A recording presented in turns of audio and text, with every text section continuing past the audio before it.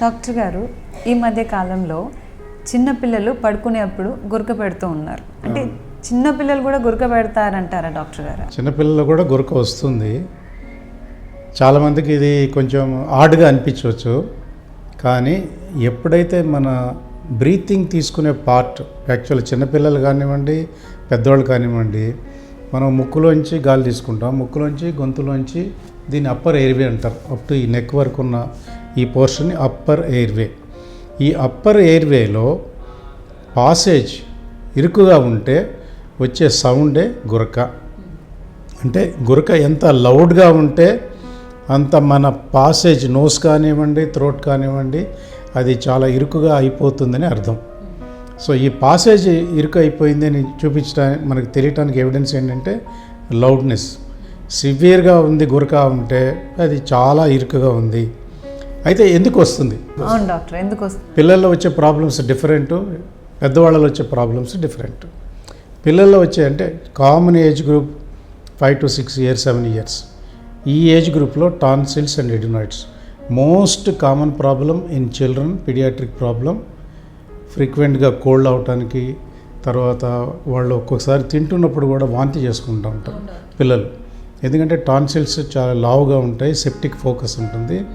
ఆ పిల్లలు ఏమవుతుంది, ఫుడ్ పెట్టడంలోనే ఏమవుతుందంటే ఆ సెప్టిక్ ఫోకస్ వల్ల వాళ్ళకి ఆ సెన్సేషన్ మంచిగా ఉండక వాళ్ళు వామిట్ చేసుకుంటారు. సో వామిట్ అవ్వడానికి కూడా కారణం ఇదే, పిల్లల్లో గురక రావడానికి కారణం ఇదే. అంటే టాన్సిల్స్ కాదు, టాన్సిల్స్ కాకుండా ఎడినాయిడ్స్ అని ముక్కు వెనక భాగంలో ఉంటాయి. That is called nasopharynx. ముక్కు బ్యాక్ సైడ్ కంప్లీట్గా ఇది ఆ పాసేజ్ని బ్లాక్ చేస్తుంది. Adenoids hypertrophy. ఎడినాయిడ్స్ అనేవి ఉంటాయి, అందరికీ ఉంటాయి, కానీ ఇది టిష్యూ ఇంక్రీజ్ అవుతుంది. Like tonsil, physiological enlargement of tonsil అంటాము. ఎడినాయిడ్స్ కూడా హైపర్ట్రోఫీ అయ్యి పాసేజ్ నేరో అయ్యి చాలా గురక పెడతారు. సో వాళ్ళకి మౌత్ బ్రీతింగ్ ఉంటుంది, ముక్కు బ్లాక్ అవుతూ ఉంటుంది, ఫ్రీక్వెంట్ కోల్డ్ ఉంటుంది. ఈ సిమ్టమ్స్ అన్నీ కలిసి ఉంటాయి. ఒక్కొక్కసారి గురక మాత్రమే ఉండొచ్చు, కోల్డ్ లేకుండా. దీనికి ఈ సమస్యకి ఇదేంటంటే ఈ tonsils adenoids problem which is very common in children. ఇలాంటి ప్రాబ్లం ఉంటే ఏం చేయాలా? డాక్టర్ గారు, ఎడినాయిడ్స్ అండ్ టాన్సిల్స్కి అంటే డిఫరెన్స్ ఏంటంటారు డాక్టర్ గారు? చాలామందికి డిఫరెన్స్ తెలియదు, మెడికల్లో కొంతమంది కూడా. అవును డాక్టర్. లోపల ఉన్న లింఫాయిడ్ టిష్యూ, ఈ లింఫాయిడ్ టిష్యూ ఒక ముద్దలాగా ఉంటుంది, కలెక్టివ్గా ఉంటుంది. వీటిని ఫెరింజియల్ టిష్యూ, తర్వాత నెసోఫెరింజియల్ టిష్యూ, లింగ్వల్ టిష్యూ, ఇవన్నిటికి డిఫరెంట్ నేమ్స్ ఇచ్చారు.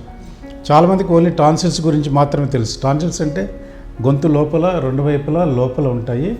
దట్ ఈస్ కాల్డ్ ఫెరింజియల్ టాన్సిల్, అంటే ఓరోఫారింగ్స్లో ఉంటాయి. ఇలాంటి లింఫాయిడ్ టిష్యూ కలెక్షన్ ముక్కు వెనక ఉంటుంది. That is adenoids. Same tonsil, అది లింఫాయిడ్ టిష్యూ. యాక్చువల్గా మన స్కిన్లో కూడా ఇక్కడ చూసుకుంటే మనకి చిన్న చిన్న గ్లాండ్స్ ఉంటాయి, చాలామందికి ఉంటాయి.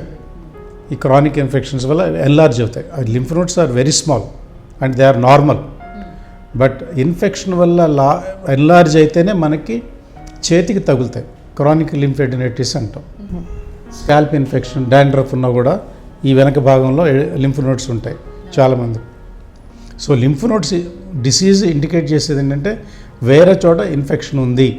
So they get hypertrophied to multiply white cells, defence చేయడానికి. It is a defence mechanism. So tonsillar కూడా ఏమవుతుందంటే థ్రోట్ ఇన్ఫెక్షన్ వచ్చిన కదా టాన్సిల్ ఎన్లార్జ్ అవుతుంది. ఆ ఎన్లార్జ్ అవ్వటం వల్ల అబ్స్ట్రక్షన్, ఫుడ్ అబ్స్ట్రక్షను, బ్రీతింగ్ అబ్స్ట్రక్షన్ వస్తాయి.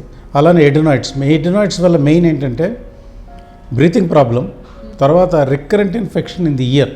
పిల్లల్లో చాలామంది చెవికి నొప్పి వస్తుంది, పర్టికులర్లీ ఇన్ ది నైట్.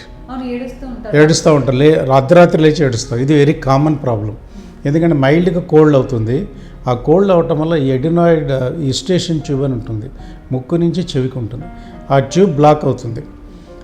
ఈ స్టేజ్ మనం నెగ్లెక్ట్ చేస్తే చెవి లోపల ఇన్ఫెక్షన్, అక్యూట్ ఆటైటిస్ మీడియా.